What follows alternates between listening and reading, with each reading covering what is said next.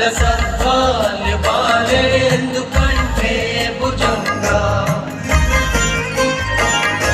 शरत्कुण्डलं शुभ्रनेत्रं विशालं प्रसन्नाननं नीलकण्ठं दयालं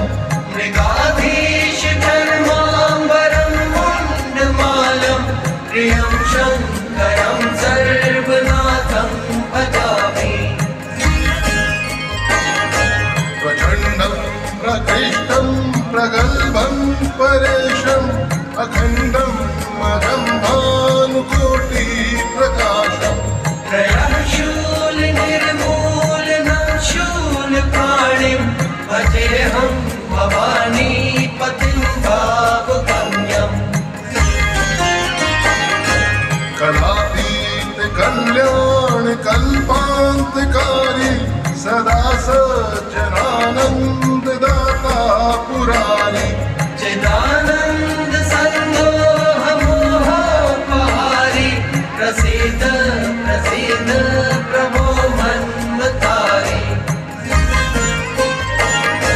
न यावत् पुमानाथ पादारविन्दं भजन्ति हलोके परे वा नराः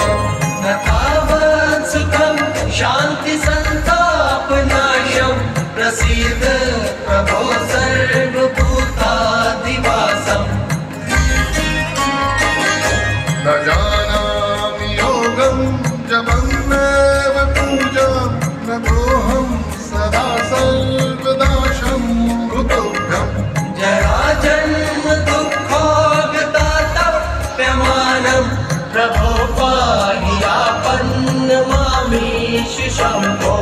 प्रभो पाहि आपन्नमामीश शम्भो